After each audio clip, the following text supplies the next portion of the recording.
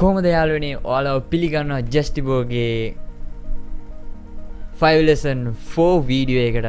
අත්තටම ඔයාලා මගේ කනින් වීඩියෝස් බැලුවේ නැත්නම් අනිවාර්යෙන් ගිහලා බලන්න. මොකද ඕගොල්ලන්ට එතන අල්ලගන්න ගොඩක් වැදගත් පොයින්ට්ස් තියෙනවා.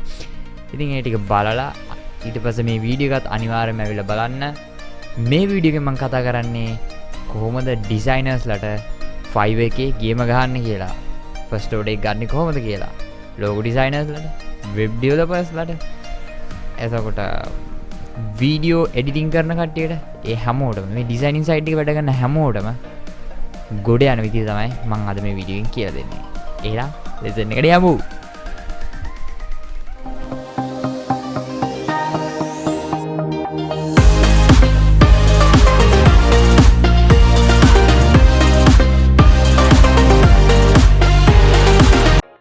සමහරකට ග්‍රැෆික් ඩිසයිනින් කරන කෙනෙක් වෙන්න පුළුවන්. එහෙම නැත්නම් වීඩියෝ එඩිටින් පැත්තේ වැඩ කරන කෙනෙක් වෙන්න පුළුවන්. එහෙම නැත්නම් 3D ඩිසයිනින් 3D ඇනිමේෂන් වගේ කරන කෙනෙක් වෙන්න පුළුවන්. ඒ මොන කෙනෙක් වුණත් ඔයා මුලින්ම කරන්න ඕනේ තමයි ඔයා පෙන්වන්න ඕනේ කස්ටමර්ට මම වැඩකාරයෙක් කියලා.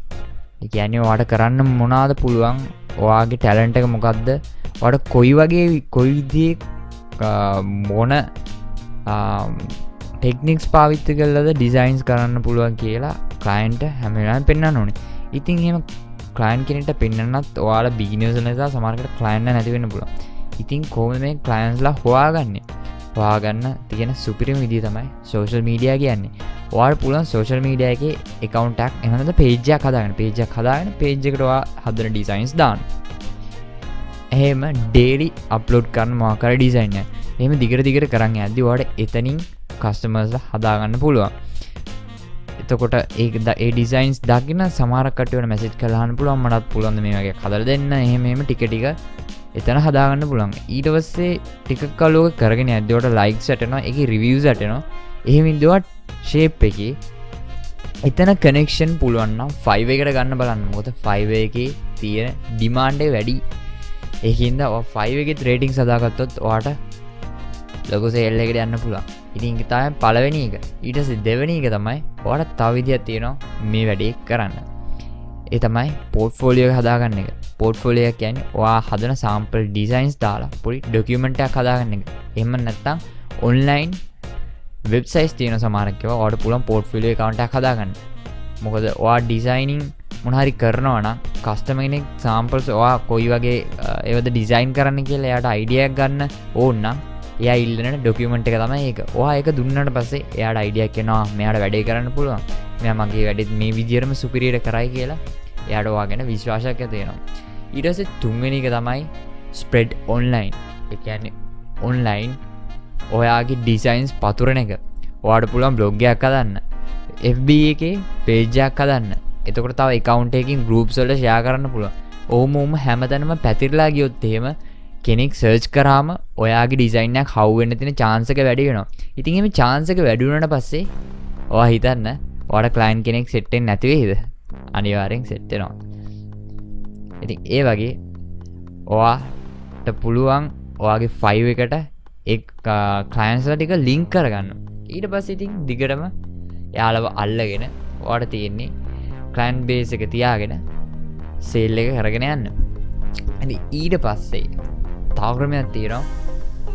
group වලට join වෙලා group වල ඉන්න කට්ටියට උදව් කරන එක. එහෙම නැත්නම් ඔයාගේ designs ඒ කට්ටියට පෙන්නලා ඒගොල්ලන්ට idea එකක් දෙන එක. ගොඩක් අපි FB එකට ගිහලා search කරත් එහම අපිට බලා ගන්න පුළුවන් ගොඩක් graphic designers ලා ඉන්න groups තියෙනවා. එතකොට graphic design beginners ලා ඉන්න groups තියෙනවා. එතකොට ඔයගේ companies වල groups තියෙනවා. එහෙම නැත්නම් ඔය එක associations තියෙනවා. ඉතින් ඔයාලට පුළුවන් logo එකක් ඕනේ වෙයි. ලෝගෝ ගැන ඉගෙන ගන්න ආස වෙයි, ඩිසයිනින් පැත්තට ඉන්ට්‍රස්ට් එකක් තියෙයි, ඇනිමේෂන් ගැන ඉන්ට්‍රස්ට් එකක් තියෙයි කියලා හිතන ගෲප්ස් තියෙනවනේ. ඒ හැම එකටම ජොයින් වෙලා ඔයා ඒකේ පුළුවන් නම් ඇක්ටිව් මෙම්බර් කෙනෙක් වෙන්න. එහෙම ඇක්ටිව් මෙම්බර් කෙනෙක් වුණාම ඔයාට ලැබෙන ඒ මෙම්බර්ස්ලාගෙන් ලැබෙන ඇටෙන්ෂන් එක වැඩි වෙනවා. නිකන් හරි කෙනෙක්ට ලෝගෝ එකක් හරි එහෙම නැත්නම් ඩිසයින් එක ඕනෙලා තිබ්බොත් එයා ඇවිල්ලා ඔයාගේ ප්‍රොෆයිල් එක දකිනවා. ප්‍රොෆයිල් එක දැක්කාම එයාට පේනවා ඔයාගේ ලින්ක්ස් තියෙනවා, පෝර්ට්ෆෝලියෝ එකේ ලින්ක්ස් තියෙනවා, ඔයා දාපු ෆොටෝස් තියෙනවා. එහෙම දැක්කාම එයාට මෙයාට වැඩක් කරගන්න පුළුවන් කෙනෙක්. මං ගිහලා පොඩ්ඩක් මෙයාගෙන් කතා කරලා අහන්න ඕනේ මටත් මේ වගේ ඩිසයින් එකක් කරගන්න පුළුවන්ද කියලා. අන්න ඒ විදිහට ඔයාලා client set වෙනවා. ඉතින් මෙන්න මේ ක්‍රම පහ පාවිච්චි කරොත් ඔයාට අනිවාර්යෙන් Fiverr එකට ඒ ක්ලයන්ට්ස් ලින්ක් කරගෙන ඔයාගේ ක්ලයන්ට් බේස් එක සුපිරියට හදාගන්න පුළුවන්. ඉතින් එහෙම වුණාට පස්සේ ආපහු අමුතෙන් ෆස්ට් ඕඩර් එක පස්සේ දුවන්න ඕනේ නැහැ. හැබැයි මේකට පොඩි කාලයක් යනවා. ඒ කාලෙදි පොඩ්ඩක් ඉවසගෙන කරන්න ඕනේ. සමහරක් වෙලාවට සමහර කස්ටමර්ස්ලා අපිට හම්බ වෙනවා. ඒගොල්ලෝ හරියට පේමන්ට් කරන්න නැති වෙන්න පුළුවන්. ඉතින් ඒ වගේ අවස්ථාවලට අපි මුහුණ දෙන්න වෙනවා. අපිට සමහරක් වෙලාවට කතා කරලා අන්තිමට ඕඩර් එක ඉන්න නැති වෙන්නත් පුළුවන්. ඉතින් ඒ විඳ දරාගෙන ටික ස්ටෙප් බයි ස්ටෙප් හදාගෙන ගියොත් ඉවසගෙන වැඩේ අතරින්නේ නැතුව දිගටම කරොත් අනිවාර්යෙන් ඔයාලා සක්සස්ෆුල් වෙනවා. Fiverr account එක සුපිරි තැනකට ඕගොල්ලන්ට ගේන්න පුළුවන්. එහෙනම් තවත් මේ වගේ සුපිරි වීඩියෝ එකකින් හම්බෙමු. මේ වීඩියෝ එක පොඩ්ඩක් අනිත් වීඩියෝස් වලට වඩා පොඩි වෙන්න ඇති.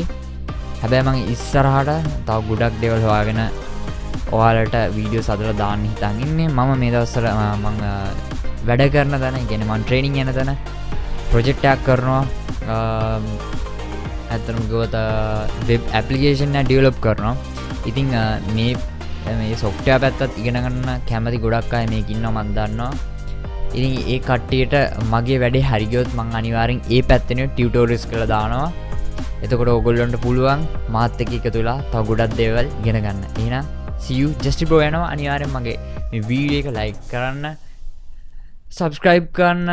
එතකොට ඔයාලා වගේ තවත් මේ දේවල් ඉගෙන ගන්න කැමති ගොඩක් කට්ටිය ඇති. ඉතින් ඒගොල්ලන්ටත් මේ වීඩියෝ එක බලන්න, share කරන්න.